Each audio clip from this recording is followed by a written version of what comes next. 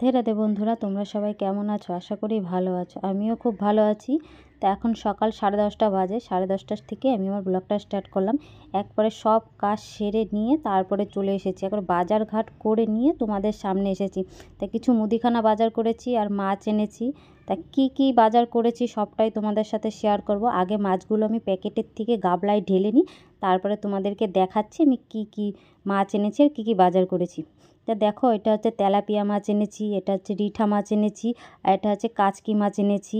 Tilapia মাছ দিয়ে আর ফুলকপি আলু দিয়ে আজকে তরকারি রান্না করব। আর এই যে কিছু মুদিখানা বাজারও দরকার ছিল আমার, কিছু দরকার ছিল এনেছি।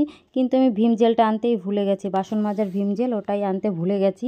যাই বাজার কি এনেছি সবটা দেখিয়ে আমি ভাতের জলটা বসিয়ে দিয়ে আমি কিছু সবজি বানিয়ে নিচ্ছি। কারণ কাচকি মাছ দিয়ে, বেগুন দিয়ে, টমেটো দিয়ে, তারপরে পেঁয়াজ দিয়ে, কাঁচা লঙ্কা চিড়ে আর ধনেপাতা দিয়ে একটা তরকারি রান্না করব আর কি। আমি একটা ইউটিউবে দেখেছি, সেটা দেখে আজকে আমি একটু বাড়ি ট্রাই করব।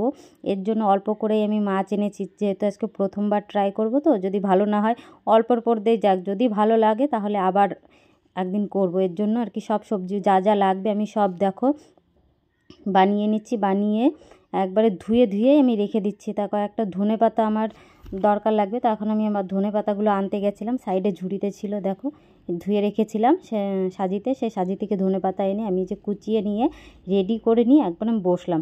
তা দেখো যে বেগুন কেটে রেখেছি, ধনেপাতা, কাঁচা লঙ্কা, টমেটো, কাঁচা পেঁয়াজ। তা চলো এবার সব দিয়ে একসাথে মাখিয়ে নিই। আর আজকে আমার ক্যামেরাটা ধরার মতো কেউ নেই, তাই স্ট্যান্ডে দিয়ে আমি একাই ভিডিও শ্যুট করছি। জানি না কতটা কি করতে পারছি কিনা, আমি তোমাদের সাথে জানি না।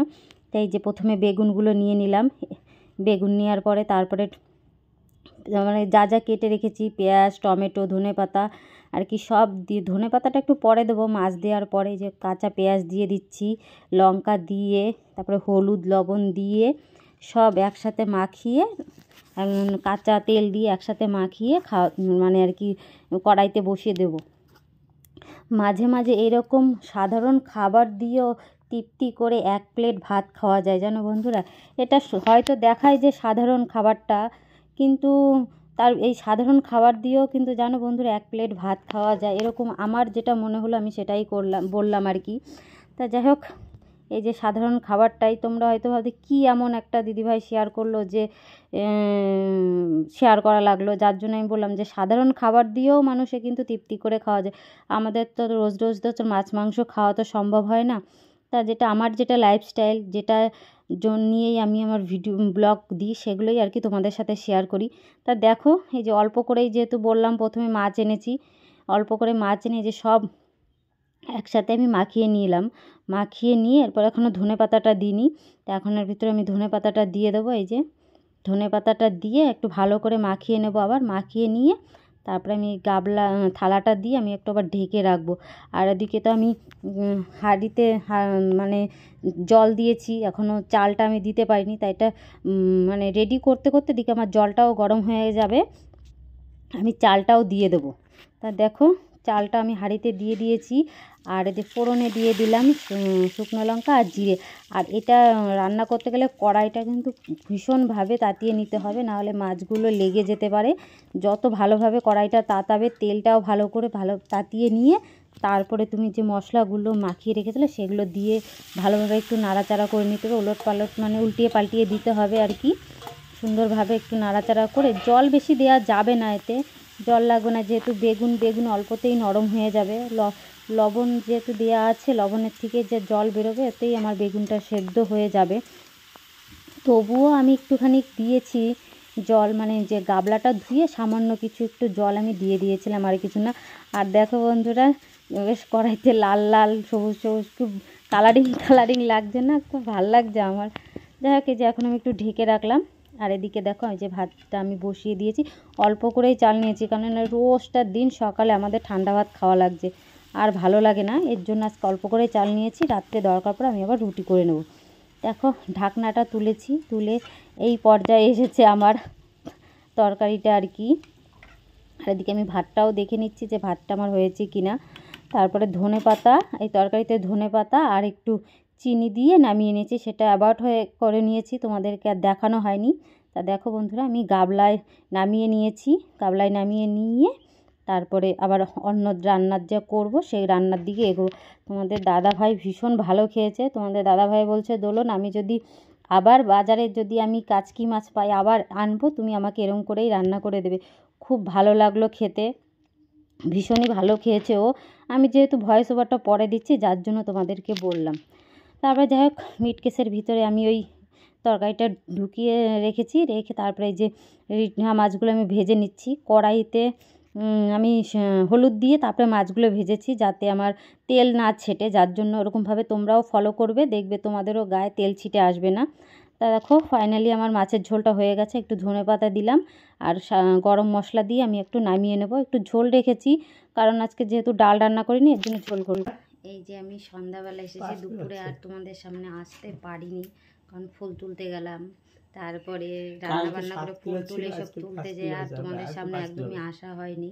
তা আজকে যেহেতু রবিবার, আজকে ছেলের পড়া নেই, ওই জন্য ওই যে ছেলে বই নিয়ে বসেছে সন্ধ্যাবেলা। এই মাত্র আমরা চা টিফিন খেলাম। চাটা টিফিন খাওয়ার পরে এখন হচ্ছে যাব রুটি করতে, কারণ রোজটার দিন সকালে ঠান্ডা ভাত থাকছে বলে আজকে অল্প করেই চাল নিয়েছি। তো এখন কয়েকটা রুটি করবো। এখন আটাটা ছেনে রাত্রে আচ্ছা তোমাদের সঙ্গে কথা, চলো এখন আমি আটাটা ছেনে নিয়ে রাত্রিরে তোমাদের সঙ্গে কথা বলছি। তো বন্ধুরা এখন রাত্রি 9:30 বাজে। তা আমি চলে এসেছি এখন রুটি করতে। তার ছেলে বলছে যে মা আজকে আমাকে ঘিয়ে ভাজা পরোটা করে দেবা। তাই আমি বলছি যে বাবু ঘি তো নেই, ঘির যা দাম বেড়েছে ঘি আর খাওয়া লাগবে না, 60 টাকা শোয়া হয়ে গেছে ঘি। তাই আমি বলছি আজকে তোমাকে রিফাইন তেল দিয়ে আমি আজকে পরোটা করে দেবো, খাবে? তা বললো হ্যাঁ মা তাই করো। তা আগে সবকটা আমি বেলে নিচ্ছি, বেলে নিয়ে তারপরে ভাজবো। তা দেখো সব রুটি পরোটাগুলো আমার এইভাবে বেলা হয়ে গেছে। আর আগেই তো বললাম যে আমাদের বাড়িতে আজকে ঘি নেই, যার জন্য আর কি রিফাইন অয়েলেই আর কি ওকে পরোটাগুলো ভেজে দিচ্ছি। তা রিফাইন তেল দিয়েও ভালো লেগেছে, আর ঘিটা ভাজলে আর কি বেশি টেস্ট হয় আর কি। এর জন্য আর কি তোমাদেরকে বললাম যে ঘিয়ে ভাজা পরোটা ওটাই বেশি টেস্ট হয়, আমার জন্য বারবার ছেলে ওটা খেতে চায়। আর বন্ধুরা দুপুরে খাওয়া দাওয়া তোমাদের সাথে শেয়ার করতে পারিনি কেন জানো?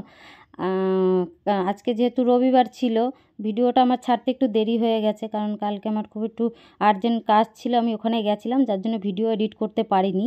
যার জন্য আর কি একদিন পর আমি ছাড়ছি।